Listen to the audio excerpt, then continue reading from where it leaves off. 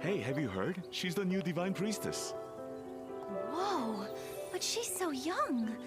Do you think she can really handle it?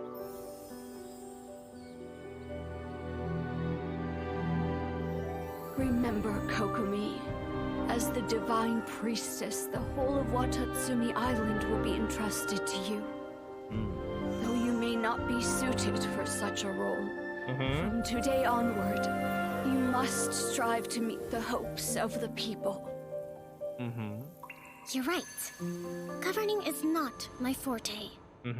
My true skills lie in the art of war, focused on the single purpose of victory. Yes. Our aim is to hit the enemy hard. Okay, I see while it. minimizing casualties. And his abs too. Nice. In this battle, Gobi's and Gogeja platoons will be decoys. If successful, we will besiege them. Otherwise, Swordfish platoon will flank the enemy and burn their provisions. She's not good at governing, but she is good at the art of war. Qualified to lead Watatsumi Island? No, I'm far from it. War is chaos, and yet I see the method to the madness. Yes, of course. The people are unfathomable. How can I know what their hearts desire? She's really pretty. She doesn't seem like a war priestess, you know? But that's what she is. Please visit Sangonomiya Shrine sometime. I wish to talk. Alright, chat. Let us take a brief glimpse at Sangonomiya Kokomi's kit that was published 2 hours ago. You guys can see here. Alright. Weapon, Catalyst, Affiliation, Watatsumi Island, Constellation, Arcana, Somnolenta, Vision is Hydro. Talents, normal attack, the shape of water. She seems to float as well, right, as she's attacking. Performs 3 consecutive attacks to take form, dealing Hydro damage. AoE Hydro for charge attack. Talents. This is her Kurage's Oath, which was probably her elemental skill. Summons a Bake Kurage, created from water that can heal her allies. Using the skill will apply the wet status to Sangonomiya Kokomi. So it's like Barbara's E, except it's Barbara's E with Sayu's Q. It's like, this is like Sayu's burst. And how often is it? It does seem slowed down, but not significantly slowed down based off of her actions here, right? Whatever it is, chat, we can see one thing that's really important here. She is able to proc Electro Charge 3 times in all of her procs. It's at max 2 seconds, but this is slowed down. So if you guys want to reverse engineer the timing, sure, from this image, whatever it is, regardless, each of her elemental skill procs a reaction. Deals hydro damage to surrounding opponents and heals zero active. Yeah, that's fine. The healing is based on Kokomi's max HP. And then Narid's Ascension, I don't know how to pronounce this. This is her burst. Summons the Knight of Watatsumi, dealing hydro damage to surrounding enemies before robing Kokomi in a ceremonial garment made from the flowing waters of Sangonomiya. Her normal, charged, and Bakekurage damage are increased based on her max HP. When her normal, charged hit opponents, Kokomi will restore HP for all nearby party members, and the amount restored is based on her max HP. She is able to walk on water while she's doing this, and also has resistant interruption. These effects will be cleared when Sangonomiya Kokomi leaves the field. So it's basically the same as Raiden's Q. Same thing. Okay, first, we know 1, she has no crit rate. She's a healing bonus-based character. 2, her elemental skill seems to ignore internal cooldown for reactions. 3, her burst leaves the field. Like 2 ways to play her then, right? Either 1, you focus on her elemental skill, and you make her support base with like Tenacity or Maidens. Dude. Kokomi is going to get like 60k HP because she doesn't use Crete and literally everything scales off HP. Yeah, something like that. I don't think it'll be 60k though, because characters currently only have like 10,000 to 12,000 base HP. So you need about 500% HP, which is not possible to get even with perfect substats. Because even if you run triple HP Zhongli with Black Tassel, you still only get like 50k. Imagine her HP the same as a totally maxed out Zhongli, right? Because Zhongli with Black Tassel, Tenacity, triple HP %, and a good solid HP % on your Flower and Feather gives you about 50,000 HP. So that would be the upper end of a fully HP based Kokomi. And here's the thing, the goblet that she uses, whether you do hydro damage or HP %, will depend on the conversion here. So if you want more damage output you probably still want a hydro damage cup. If you just want her to be as beefy as possible, then HP percent should be fine. One thing that we're not able to tell from this image right here, and this is a little bit, I think this is a little bit intentional, but also they could just avoid showing it, is how much elemental gauge Kokomi's Bake Karage applies on each individual tick. Orb generation mod check. Oh, that's a good thing to point out. Hold on. Are we not seeing any orbs here, chat? We saw one. Using her E did not grant any orbs. Wait, she only got a single hydro orb? It's that tick, right? So she only got one from the second tick of her. Well, I'm not sure if that's intentional, but based off of what we're seeing, that means her activation of her E does not generate any energy. I don't understand why though, because the initial summon of her E does damage, right? Let me say this again. Yes. Me, dude. I think. The gift doesn't last long enough to see if another one is granted either. No, I think it's every 2. Right? I think it's every 2 reactions she grants 1 orb. So every 2 seconds will grant a single orb, which is the same thing as Raiden's skill. Maybe it's like Mona's E, you get the particles at the end of the duration on the last take. That could also be the case. In order for this to be valuable enough, right? In order for her burst to be valuable enough, if we're talking about strictly gameplay wise, since she's forced to stay on the field for her burst to actually do things, but she doesn't scale off of damage based stuff, like she doesn't scale off of crit and crit damage, then her raw damage needs to be high enough to matter during the X amount of seconds she's gonna be on the field here. Because it says that the effects will be cleared when Sangonomiya Kokomi leaves the field. Maybe she's a case where her Q doesn't matter and she's just a official E, right? Maybe she's just a 5-star official. Copium. And you don't actually need her burst. You could just use her elemental skill to grant tenacity. Oh god. If we're looking at general artifacts, I'm just gonna pull up someone random like the Raiden Shogun, for example.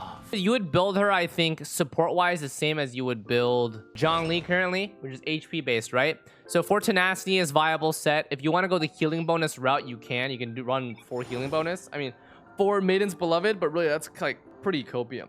Noblesse set does not work on her. A support character where Noblesse does not work, right? Because like you can't actually get value from Noblesse. And I'm not sure if we can get value from... No, we can't. I don't think you guys can get value from Emblem. I think the Emblem will only affect the initial hydro damage. So Emblem does not work, right? Because it says here that her normal charge and elemental skill damage are increased based on max HP. So Emblem set is... Emblem set you can't use. Noblesse you can't use because she's forced to stay on the field. Right? Noblesse is best on characters who press their burst and leave. But yeah, so I think that Noblesse is probably not going to be optimal set because she needs to stay on the field for her burst. Emblem not going to be optimal set, so she's really down to tenacity 4-piece, 4 hydro for damage-based Kokomi, and Maiden's Beloved. Is there anything else that I'd be missing there? If each of her autos during her burst does about 20,000 damage with a high investment build, then I think that she'll be fine, because then she'll actually do an insane amount of damage, right? But like, imagine normal attacks doing 20,000 damage non-crit. Could be possible depending on scaling, I guess. Okay, not in 20k, maybe 10k. Her elemental skill being the one that ignores the internal cooldown, but she's not a DPS based character. What point is that? Then she's not really suitable for a vaporized composition, only an electrocharge, right? Because like if we're going off of a support who's proccing reactions, then it's for the electrocharge, which scales off of EM, not for vaporize or melt. Well, I mean, she can't melt, but just vaporize, right? That's the only reaction. I think they're only trying to improve electrocharge damage. Shatter? You think Hydro Catalyst can shatter? Oh, maybe she's a Xlice? I don't know. Xlice's charge attacks can kind of shatter. They're heavy. Xlice's charge attacks are considered heavy attacks. She's honestly just an electrocharge support then. She's meant for just EC. That's it. She's just there to proc reactions for electrocharge and have your other electro DPS do damage. Mod check. If you want to do main DPS Kokomi with no crit, then it'd be the same thing. It's just that she'd be the one doing the damage and you'd use off-field supports, like, for example, like Beidou. I mean, Beidou should work, right? They're not going to pull a Raiden Shogun on her, right? She's going to work with Beidou. Don't worry. She's going to work with Beidou. Because her burst doesn't convert her attacks to burst damage. She's like a Xiao who gets conversion to normal charge. Chat, it's fine. She'll work with Beidou. Based off of the text here. Y'all are polling for her design, right? Because she fits on very, very few, like, in practice compositions. If you think about the use of Kokomi, let's talk about gameplay. Not talking about like design if you really enjoy the character. But we're talking about how her kit is built around. She definitely seems more meant to be for electrocharge proccing teams. Like, she doesn't work with any other pyro characters or freeze characters. She works mostly only with Raiden. I think Kachinga's also fine, but like what other electro main DPS do we have? Freeze composition? Oh yeah, actually no, you're right. Freeze could totally work. She could perma freeze with her Karage then. Yeah. I think freeze kind of saves her. I think if you guys don't have a Mona, I think. Oh, actually, it would actually be pretty good because the current problem with the Morgana teams is you have to absorb Hydro in order to fully like permafreeze, right? Or you have to auto with Xingqiu to weave in attacks. Kokomi might be able to do some very brain dead autopilot Morgana compositions because she fits the role of both the Hydro applier and the healer. Yeah, I think freeze can work. I think freeze Kokomi would be fine. I think she'd actually work really well with Ganyu, no? Ganyu Q while Kokomi's Q is active, it's permafreeze. And then once Kokomi's freeze ends, you send out her Karage out and you go back to Ganyu and you just charge shot permafreeze. Probably the rotation there because I think it's infinite technically. Copium, is it Copium? It might be Copium, I don't know. Catalyst weapon choices. Well, all the crit based catalysts that we have, I feel like they're not gonna be used. If you want to try to go for a 200% crit rate, we don't even know if that works, by the way. But if you so desire and you want to try running a Lost Prayer with crit rate, main stat, circlet, with 4 pieces with massive amount of crit rate, and also Rosaria support, I don't know. If you want to try running 150 plus crit rate to try to get her to crit, be my guest. But besides the crit rate books, we're mostly looking at the attack percent, recharge books, and also HP percent, which actually we don't have any 4 stars for, right? So in terms of like 4-star catalyst selectivity, potentially sacrificial fragments if you want to reset her even more, if you want the elemental mastery as well. Depends on what type of build you're going for, right? 5-star catalysts. Memory of Dust is just an attack-based one, as well as Skyward Atlas, right? These are just attack-based books. So the 5 stars, we don't really have an option currently. 4 stars, we're looking at sacrificial fragments for the reset and elemental mastery, as well as maybe... Oh, I forgot the craftable. Hey, YouTube frogs, I'm sorry, but I ain't using this. I'm not using this. So I will not be able to show the Hakushin ring, which is the craftable catalyst from Inazuma, because I refuse to use this for the blueprint. But Twitch chat is reminding me that I need to actually unironically craft a prototype Amber. Oh, actually, it's a really good one for her. Never mind. It is actually unironically really solid for how she works. Come on, it's not that bad, chat. 4 energy every 2 seconds for 6 seconds. This is 12 flat energy for Kokomi. That's not that bad. And also, team members will also regenerate 12% of their HP for that same duration at R1. And it also has HP percent as the secondary stat. Come on, I mean, it's not that bad. If you guys do not want to use that, by the way, there's also this option. By the way, I'll level the prototype Amber just for video sakes, right? I will craft it and level it. For the 3-star options, I feel like a lot of people might be using Thrilling Tales. It's a perfectly like synergistic weapon for her. 3-star doesn't really matter because that just affects base attack. The HP percent is there. The passive seems really solid for Kokomi's burst because when she leaves the field, she'll be able to buff the next character. If you're going for a swap-based character who's healing units, right? Either you're swapping in her for her elemental skill or swapping in for her burst. So you'll be able to get the 48% attack pretty decently. We will hope that it syncs decently well with the cooldown.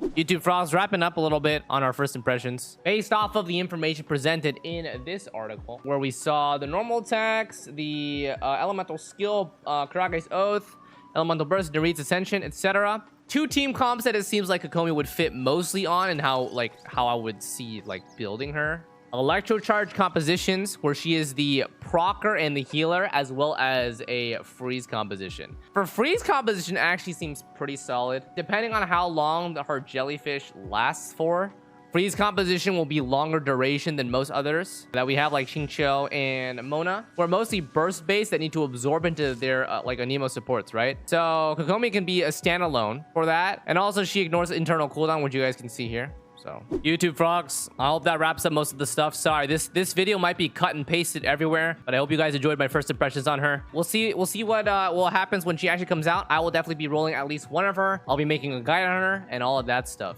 My Twitch chat is jamming to a song that we're playing in the background. Thank you, YouTube frogs, for watching the video. If you want to join on the Twitch frog side, twitch.tv/Xlice, like and subscribe, all that jazzy stuff, and we'll see you guys next time. All right, take care.